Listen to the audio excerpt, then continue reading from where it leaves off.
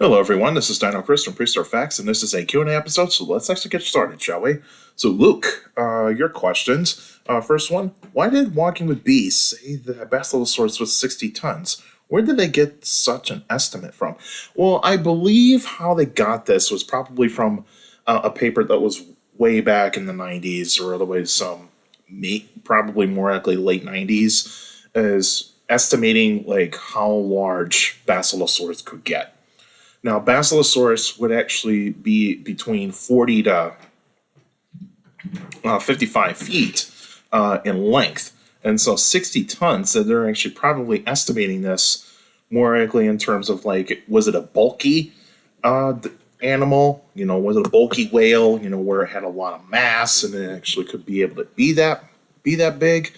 But from what I've seen now, is that Basilosaurus had a weight estimate of more likely 20 plus tons. So more likely 20 tons nonetheless.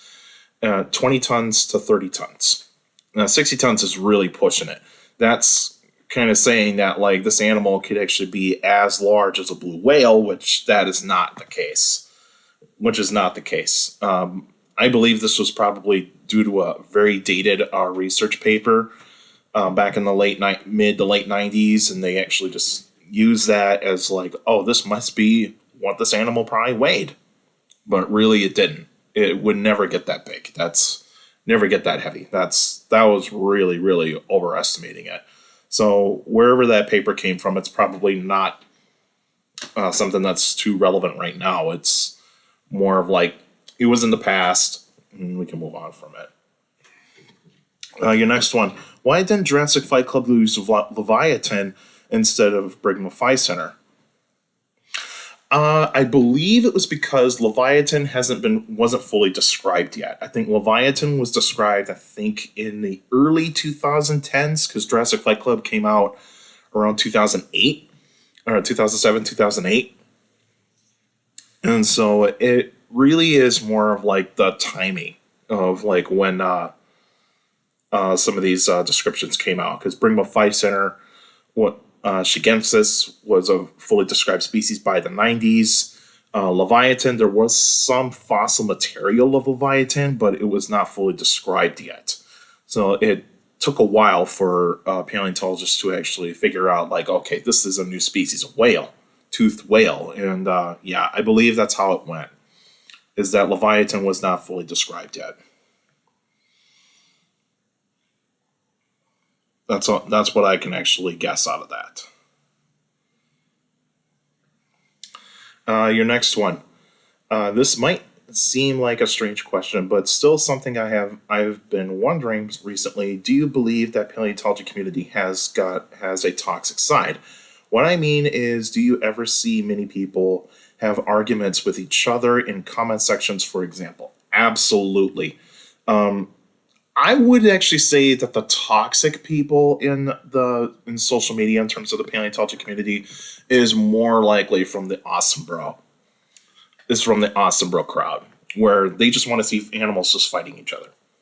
That's all they care about. It's basically, we want to see action. We want to see like animals dueling it out, which in real life that would not actually happen, that much, because that's really just kind of saying like, we want to see action instead of a story, or we don't want real life. We just want a fictional like fight, even though that like, we do know that like certain types of prehistoric animals did face each other, like say Triceratops versus T-Rex. We know that.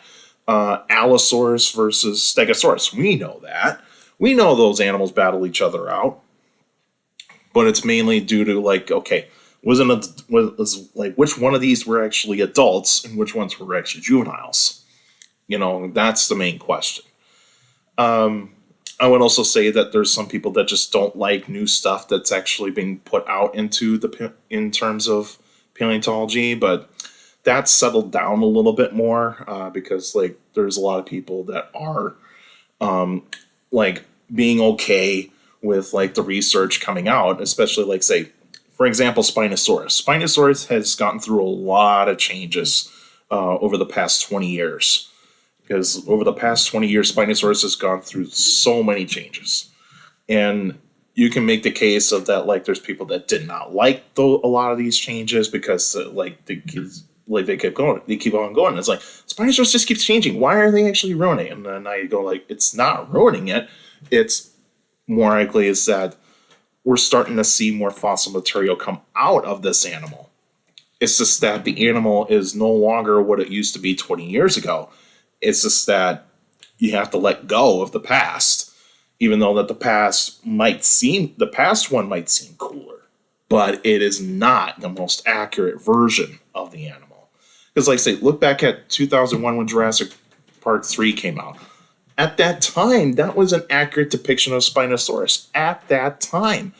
But now, we actually see that Spinosaurus has got shorter hind legs.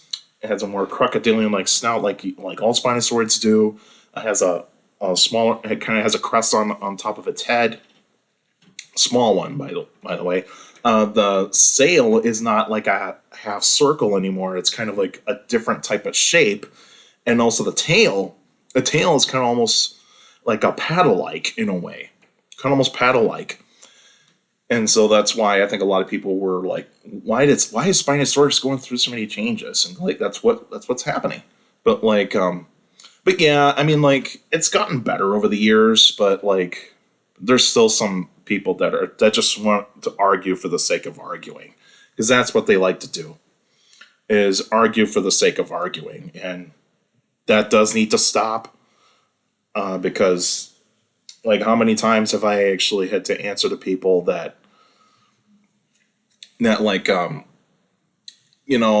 they look at the Jurassic franchise as their way to know about dinosaurs, and I would say, well, you have to keep in mind, the Jurassic franchise is a fictional story. They do use dinosaurs. It's just that some of these dinosaurs are not accurate depictions of the animals right now.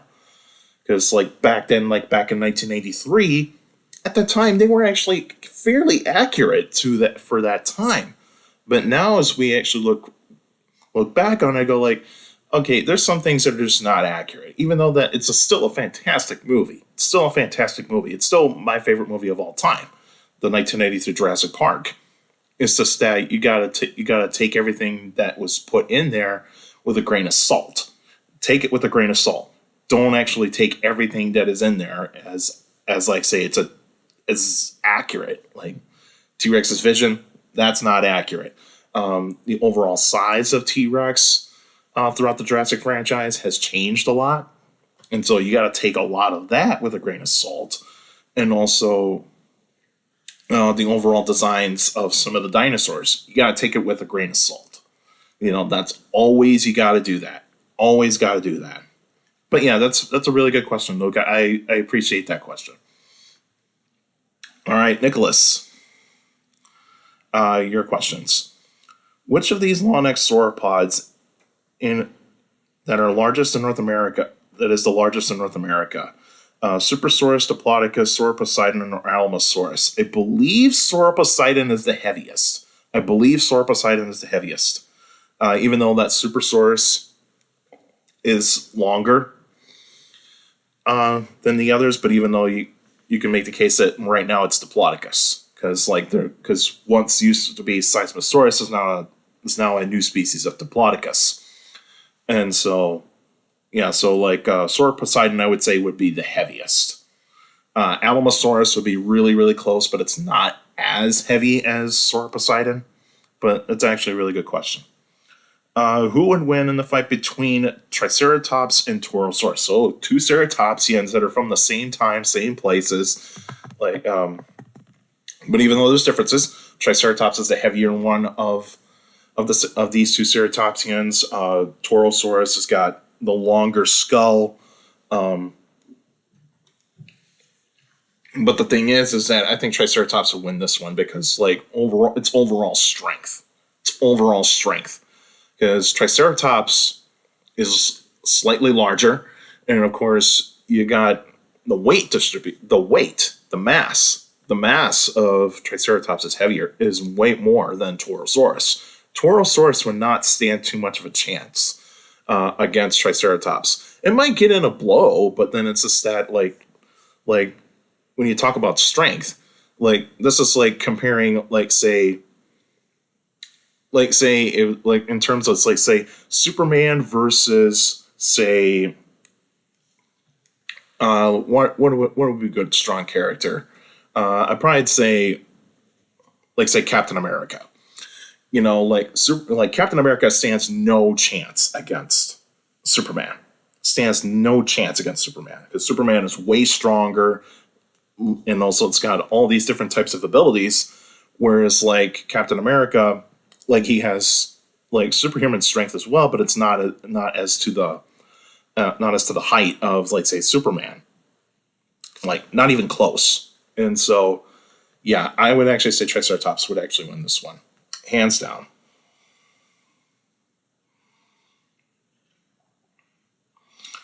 Then your next question. Have you seen the video about Goliath, the T-Rex, and Bertha and Edie Cope on the YouTube channel 7 Days of Science? And what do you think of it? I did actually watch that video. I thought it was actually really, really neat. Like, I did like it that they put into the fact is that there still needs to be more to actually showcase, like more fossil material to actually showcase like the true estimate of the size, you know, because like Goliath is only just a femur. Bertha is a large skull and some vertebrae, and then you got Edie Cope, which has some skull material, vertebrae, and also the pelvic region and a femur, and I think a shin bone. Like there still needs to be more. There still needs to be more to be found of those 3 T-Rex specimens. And so it is really neat. It's just that there's still unofficial large T-Rexes. Very large T-Rexes. They're still unofficial. The fully official one right now is Scotty, and official ones are Scotty and Sue. Scotty and Sue are still official, whereas, you know, Goliath, Bertha, and Edie Cope are not official. They're unofficial. So take everything with those 3 specimens with a grain of salt, because those specimens, although large, still not enough to actually showcase that they're actually going to be like the largest of them all. And then your next question, how large is Suchomimus compared to Baryonyx? Because I heard that when it was discovered, it was not fully grown, and I was wondering if it can grow larger than we think. You're talking about Baryonyx. But like, yeah, Baryonyx, when the first fossil of Baryonyx was discovered, it was not fully grown. So it was a juvenile, but it was probably more likely getting towards the subadult stage. Whereas Suchomimus, we have adults, and they actually can be pretty large.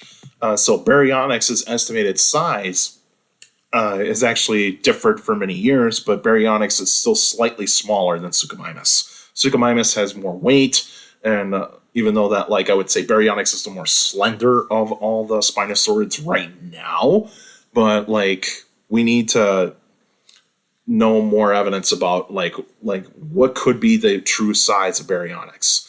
Like, is it going to be the same size as Suchomimus? Is it going to be smaller? Is it going to be larger? We don't know. We officially do not know. Suchomimus, from I believe it could actually get between 25 to 30 feet in terms of length. Between 25 to 30 feet. Whereas Baryonyx right now is only estimated between 20 and 25 feet. But like, yeah, that's still to be determined yet. Still to be determined. All right, Alex, your question. What was the Great American Interchange? What were the reasons for the Great American Interchange? And are there any possibilities for something similar to the Great American Interchange to happen in the future? So to your first question, the Great American Interchange is the migration paths of the North American animals and the South American animals. You know, because when North America and South America connected, thanks to Panama, is that these animals were able to migrate from like, say, because the North American animals went south and some South American animals moved north. Even though some of the North American animals had more success in South America, then the South American animals moving into North America. But these animals were able to thrive in those different environments for millions of years. And so that really does showcase the Great American Interchange. And so it's just basically due for like better habitats for them to actually, thrive in. For carnivores, find more prey. For the herbivores, find new vegetation to eat. That sort of thing. Because that's how it usually happens. Would there be something like this in the future again? Absolutely. Like you can't rule that out. You cannot rule that out in terms of could there be another interchange in terms of from one continent to another continent? I mean, it's happened before. There's the Bering Strait, where some Ice Age animals had migrated over to North America to thrive. There's even some dinosaurs that actually crossed from that Bering Strait area from Asia going into North America. Because that has happened before. And so, could it happen again? Absolutely. Absolutely. It could happen again. We don't know when, but it will definitely happen again. All right, Benjamin, your questions. What was the sale of Ouranosaurus used for? Display. It was used for display purposes. It was not used for thermoregulating because there is no evidence to support that there was a whole bunch of blood vessels that were around these tall spines, because these were more likely there will be blood vessels. It's just that they're not used for thermoregulating. That's not what these were, because most dinosaurs were warm-blooded anyway. So it would make sense for this animal to have a display structure.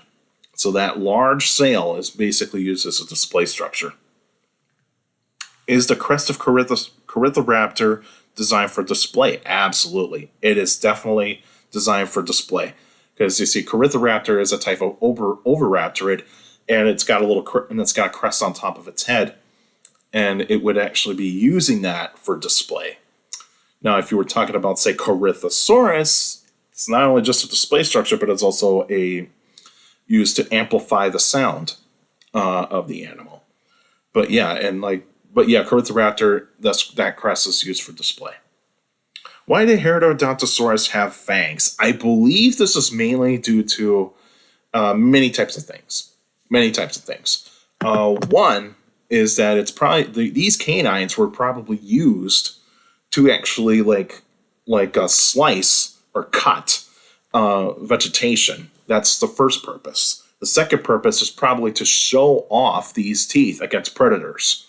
And some of these predators, when they see these teeth, they go I better back up. I don't want to get it. I don't want to get hurt. And I think Heterodontosaurus could use these for defense purposes if it was attacked. Now, I would say it would run away more often than say use those fangs for defense, because you don't want to break your teeth. And so if you break your teeth, you're not going to feed very well. But even though dinosaurs could replace their teeth. And so I would probably say the first purpose is mainly for cutting vegetation. Second purpose is to show off those teeth as defense against predators. And from that perspective, that's probably what I would guess. Why was Appalachiosaurus famous in Scooby-Doo, Legend of the Phantosaur? I believe this was designed by choice. I think it was because that movie featured this dinosaur because I believe that movie takes place in the American Southeast, if I remember correctly, in the American Southeast, and so Appalachiosaurus was used because it was one of the only theropod dinosaurs that was discovered around that area, mainly the Mississippi, Alabama. Now we know that there's Appalachiosaurus fossils that have been found in say South Carolina and even Georgia. And so I would probably say that it was just mainly because it was more likely by choice, because they were okay, what kind of meat-eating dinosaurs were around in these states, and Appalachiosaurus kept coming up, and so it was okay, let's use that. Let's use that dinosaur.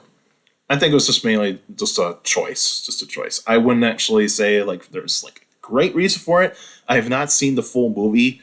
I've only seen like a couple of scenes, but that's it. But like, I won't be doing a review of that movie, but like, I would just watch it just for the fun of it, not really to do like any like extra episode or anything like that. And which fictional dinosaur would win, Indominus Rex or Vastosaurus Rex? So battle of the... And so we got a hybrid from Jurassic World, and then we got Vastosaurus Rex from the 2005 or 2006 King Kong movie, the Peter Jackson movie.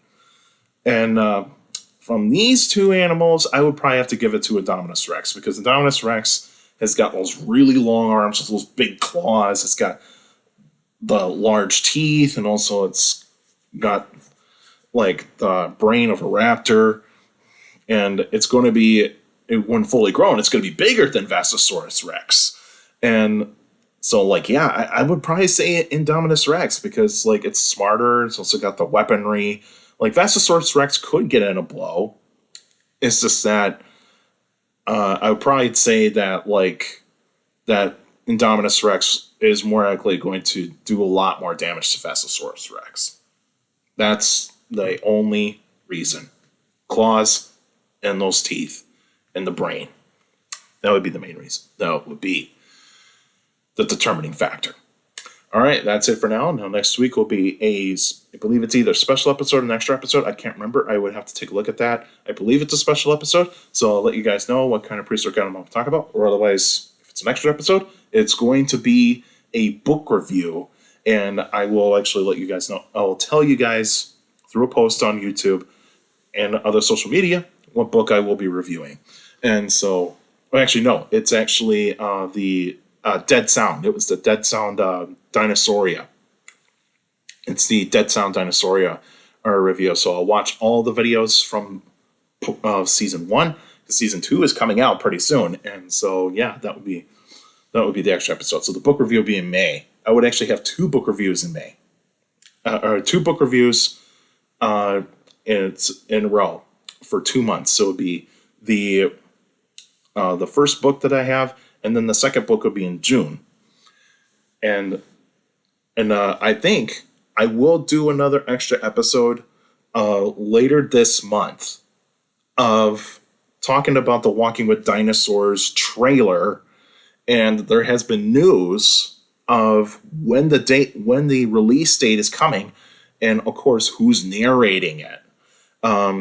Because I thought it was going to be Kenneth Branagh returning, but now that's changed.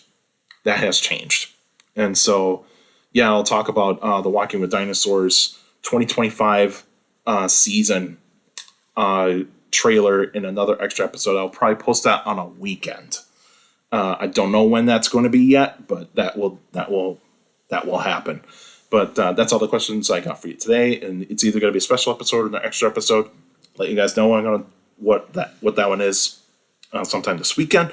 And you can still send me questions about dinosaurs and other prehistoric life by emailing me at dinochrist71@gmail.com, or just go on my Facebook page, Prehistoric Facts of Dino Chris. Like the page, yes, you post your questions in the comment section. Please put them in the comment section. Don't put them on Messenger. Messenger is a private conversation, so please put your questions in the comment section on any Facebook post. And also for you YouTubers out there, like the video, subscribe to the channel according to my analytics. A lot of you guys are checking out my channel, not subscribed yet, so please feel free to hit that like button because that's how the YouTube algorithm works. The more likes the video gets, the more likely the video gets spread out to people that are interested in dinosaurs, prehistoric life, paleontology, and geology in general. So please feel free to do so. And also share the video, share the channel to anybody that is interested in dinosaurs, prehistoric life, paleontology, and geology in general. So please feel free to do so.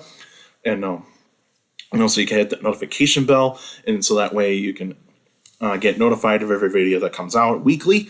And also check out the posts on my channel. Do some polls every 3 days. And recently I've been posting a lot more recently because of the Walking with Dinosaurs trailer that came out today. It came out today. And so, yeah, so go check out that Walking with Dinosaurs trailer. It looks really, really cool. There's some things that are a little bit iffy, but at least it's still a really, really neat trailer, and I'm looking forward to this season. But anyway, so yeah, check out the posts, check out the polls, interact in the polls. Please feel free to do so. And also, like I said, hit that notification bell so that we can get weekly notifications of every video that comes out. And also, you YouTubers out there, feel free to leave your questions in the comments section because I do read them all. All of you guys are sending me questions via email, Facebook, and YouTube. You guys are awesome. Give me some great questions for these Q&A episodes, and keep up the great work. It means a lot. And also, make sure you keep your questions short to the point. You can also follow me on Instagram at down.chris.pf. I post pretty cool stuff on there. You can also follow me on Threads, same thing, at down.chris.pf. I post pretty cool stuff on there as well. Also, take care of people around you. And also, for younger people out there, make sure to listen to your parents, your teachers, and your guardians. It's the best motivation you could have for good education. It's very, very important to have a good education. With a good education, get a good job in the future. That's it for now, and I'll see you guys next time.